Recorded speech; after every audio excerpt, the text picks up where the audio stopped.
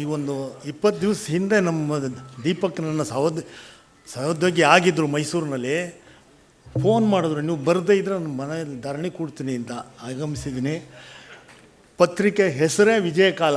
ಅವರ ವೃತ್ತಿ ಮತ್ತು ಬದುಕಿನಲ್ಲಿ ಅವರಿಗೆ ವಿಜಯ ದಿನ ಇವತ್ತು ವಿಜಯಕಾಲದ ಮೂಲಕ ಬೆಳಗಲಿ ಅಂದ್ಬಿಟ್ಟು ನಾನು ನನ್ನ ತುಂಬು ಹೃದಯದಿಂದ ಅವರಿಗೆ, ದೀಪಕ್ ಅವರಿಗೆ ಹಾರೈಸ್ತೀನಿ. ಅವರು ಬದುಕು ಮತ್ತು ವೃತ್ತಿಯಲ್ಲಿ ಅವರು ನಂಬಿದ್ದಾರೆ. ತುಂಬ ಈ ವೃತ್ತಿನೇ ಬಂದಿರುವಂಥ ವ್ಯಕ್ತಿ. ಯಾತಕ್ಕೆ ಅಂದರೆ ನಾನು ಒಂದು 35 ವರ್ಷ ಬೆಂಗಳೂರಿನಲ್ಲಿ ರಾಜ್ಯ ಮಟ್ಟದ ಪತ್ರಿಕೆಯಲ್ಲಿ ಕೆಲಸ ಮಾಡಿ ನಂತರ ಇಲ್ಲಿ ಒಂದು 10 ವರ್ಷ ಕೆಲಸ ಮಾಡಿದೆ. ಆ ಸಂದರ್ಭದಲ್ಲಿ ನನಗೆ ಒಂದೇ ಒಂದು ನನ್ನನ್ನು ತಿದ್ದಿದ್ರು ಅವರು.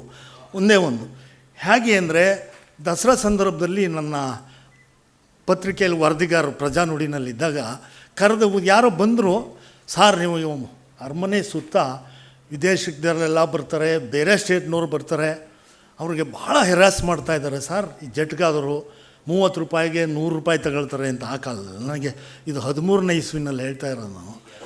ಆಮೇಲೆ ನಾನು ಫೋಟೋಗ್ರಾಫರ್ನ ಕರೆಸ್ಬಿಟ್ಟು ಒಂದಿಬ್ಬರು ರಿಪೋರ್ಟ್ರುಗಳ್ನ ಕಳಿಸ್ದೆ.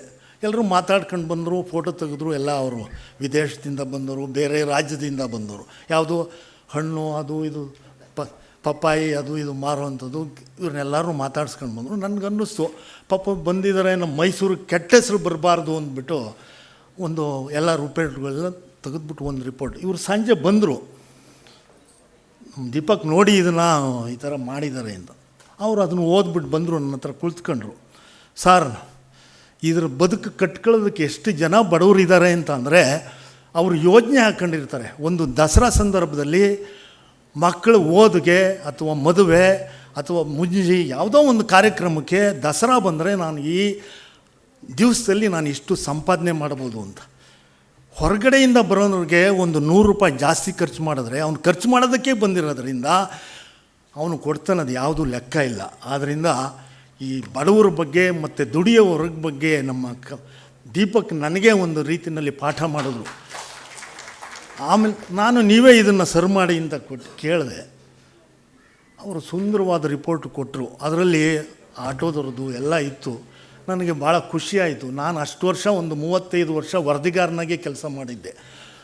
ಕನ್ನಡಪ್ರಭದಲ್ಲಿ ಒಂದು 25 ವರ್ಷ ಹೀಗೆ ಅಂತ ಒಂದು ಅವರಿಗೆ ಸಾಮಾಜಿಕ ಕಳಕಳಿ ಮತ್ತು ದುಡಿಯೋ ವರ್ಗದ ಬಗ್ಗೆ ಭಾಳ ಎದಿದೆ. ಒಂದು ಆಕಾಂಕ್ಷೆಯಿಂದ ಈ ಒಂದು ವಿಜಯ ಕಾಲನ ಶುರು ಮಾಡಿದ್ದಾರೆ, ಇವತ್ತು ಆರಂಭಿಸಿದ್ದಾರೆ.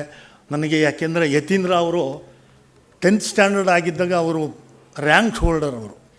ನಾನು ಅವ್ರ ಮನೆಗೆ ಹೋದೆ, ಸಿದ್ದರಾಮಯ್ಯನವರು ಹೋದೆ. ಅವರು 10th ಸ್ಟ್ಯಾಂಡರ್ಡ್ ಅವರು ರ್ಯಾಂಕ್ ಅವರು. ಸರ್ ಇದು ಮೇಲೆ ಹೋಗಪ್ಪ ನೀನು ಏನು ಅವನ್ನೇನು ಮಾತಾಡ್ಸ್ತೀನಿ ನೀನು ಅಂತೂ ರೇಗಿದ್ರು ನನ್ನ ಏಕವಚನದಲ್ಲಿ. ಕರೆಸಿ ಸರ್ ಅವ್ನು ಮಾತಾಡ್ತೀನಿ. ಅವತ್ತು ಆ ಹುಡುಗ ಇವರು MLC ಆಗಿದ್ದಾರೆ. ತುಂಬ ಸಂತೋಷ. ಪರ್ಸನಲ್ಲಾಗಿ ಇವತ್ತೇ ಭೇಟಿಯಾಗಿರೋದು. ಮಂಜುನಾಥ್ ಅವರು MLA ಆಗಿದ್ದಾಗ ನಾನು ಇಲ್ಲಿ ಸಂಪಾದಕನಾಗಿದ್ದೆ. ಅದರಿಂದ ಒಳ್ಳೆಯ ನನಗೆ ಯಾಕೆಂದರೆ ನನ್ನ ಗೆಳೆಯ ಶಿವಕುಮಾರ್ ಅವರು ನಮ್ಮ ಇಂಡಿಯನ್ ಎಕ್ಸ್ಪ್ರೆಸ್ಸಲ್ಲಿದ್ದರು, ನಾನು ಕನ್ನಡಪ್ರಭ, ನಮ್ಮ ಮಾತೃ ಸಂಸ್ಥೆ ಅದು. ಅದರಿಂದ ಅವರು ಬಗ್ಗೆ ನನಗೆ ಚೆನ್ನಾಗಿ ಗೊತ್ತು. ಇಲ್ಲಿ ಏನು ಎಷ್ಟು ಚೆನ್ನಾಗಿ ಕೆಲಸ ಮಾಡಿದ್ರು. ಇಂಡಿಯನ್ ಎಕ್ಸ್ಪ್ರೆಸ್ ಅಂತ ಒಂದು ಫ್ರೀಡಮ್, ಯಾಕೆಂದರೆ ಎಮರ್ಜೆನ್ಸಿ ಕಾಲದಲ್ಲಿ ನಾನು ಅರಸುವವರು ಇದ್ದಾಗಲೇ ನಾನು 73ರಿಂದ ನಾನು ಈ ವೃತ್ತಿನಲ್ಲಿದ್ದದ್ದು. ಆದ್ದರಿಂದ ನನಗೆ ಒಂದೇ ಒಂದು ತಪ್ಪು ಹೇಳಿದ್ರು, ಅದೊಂದು ಕ್ಷಮಿಸಿ. ಏಕೆಂದರೆ ಅವರು ದೇವರಾಜ ಅರಸುವಲ್ಲ ಅವ್ರ ಕಾಲದಲ್ಲಿ ನಾನು ರಾಮಕೃಷ್ಣ ಹೆಗ್ಡೆ ಅವ್ರ ಜೊತೆಯಲ್ಲಿ ಒಂದು ವಾರ ಟೂರ್ ಮಾಡಿದಾಗ ಅವರು ಒಂದು ಸೈಟ್ ಬಸವೇಶ್ವರ ನಗರದಲ್ಲಿ ನನಗೆ ಹಾವನೂರು ಸರ್ಕಲಲ್ಲಿ ಇದು ಮಾಡಿದರು. ಆವಾಗ ನಾನು ತಿರಸ್ಕರಿಸ್ಬಿಟ್ಟೆ. ಅವರ ರಾಮಪ್ಪ ಅಂತ ಅವರ PS ಇದ್ದರು, ಕರೆಸ್ಬಿಟ್ಟು ಹೇಳಿದ್ರು ಒಂದು ಸೈನ್ ಹಾಕ್ಕೊಡು ಅಂತ. ನಾನು ಕೊಡಲಿಲ್ಲ. ಆಮೇಲೆ ಒಂದು ದಿವಸ ವಿಧಾನಸಭೆಯಲ್ಲಿ ಮೊಗಸಾನೆಲ್ಲ ಬಂದಾಗ ನನ್ನ ಗೆಳೆಯರು, ಆಮೇಲೆ ಈಗ ದಿವಂಗತರವರು ನಮ್ಮ ಇಂಡಿಯನ್ ಎಕ್ಸ್ಪ್ರೆಸ್ ಬ್ಯೂರೋ ಚೀಫ್ ಆಗಿದ್ದರು, ಯಾರು ನಮ್ಮ ರಾಘವನ್ ವಿಜಯ ಕರ್ನಾಟಕ ಎಡಿಟ್ರು ಆಗಿದ್ದರು. ನನಗೆ ತುಂಬ ಕ್ಲೋಸ್ ಅವರು, ಹೋಗೋ ಬಾರೋ ಸ್ನೇಹಿತರು. ಎದುರುಗಡೆ ರಾಮಕೃಷ್ಣ ಹೆಗ್ಡೆ ಬಂದರು. ಮಾದೇವಪ್ಪ ನೀನು ಬದುಕೋದು ಕಲೀಲಿಲ್ಲ ಅಂತ ಅಂದರು.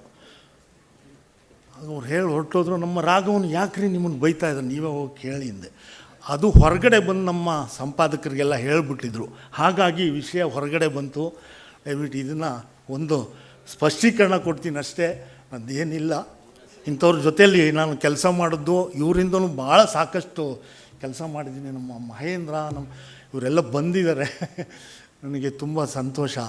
ಎಲ್ಲ ನಮ್ಮ ಸ್ನೇಹಿತರಲ್ಲೆಲ್ಲ ನೋಡಿ ಇಲ್ಲಿ ನನಗೆ, ಯಾಕೆಂದರೆ ಮೈಸೂರು ಒಂದು 10 ವರ್ಷ ನನಗೆ ಈ ವೃತ್ತಿನಲ್ಲಿ ಬದುಕು ಕೊಡ್ತು, ಅಷ್ಟೇ ಒಂದು ಪ್ರಶಸ್ತಿಗಳ್ನೂ ತಂದು ಕೊಡ್ತು.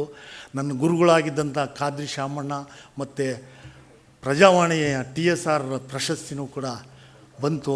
ಅದರಿಂದ ಇಲ್ಲಿ ತುಂಬ ಕಲಿತೆ ಇಲ್ಲಿ. ಅದರಿಂದ ಮತ್ತೊಮ್ಮೆ ದೀಪಕ್ಕು ಮತ್ತು ಅವರ ಶ್ರೀಮತಿಯವರಿಗೆ ಶುಭ ಕೋರಿ, ವಿಜಯ ಕಾಲ ಇವತ್ತಿಂದ ಇವರಿಗೆ ವಿಜಯ ಆಗಲಿ ಅಂತ ಹೇಳ್ಬಿಟ್ಟು ಮತ್ತೊಮ್ಮೆ ಶುಭ ಕೋರಿ ನನ್ನ 2 ಮಾತು ಮುಗಿಸ್ತೀನಿ.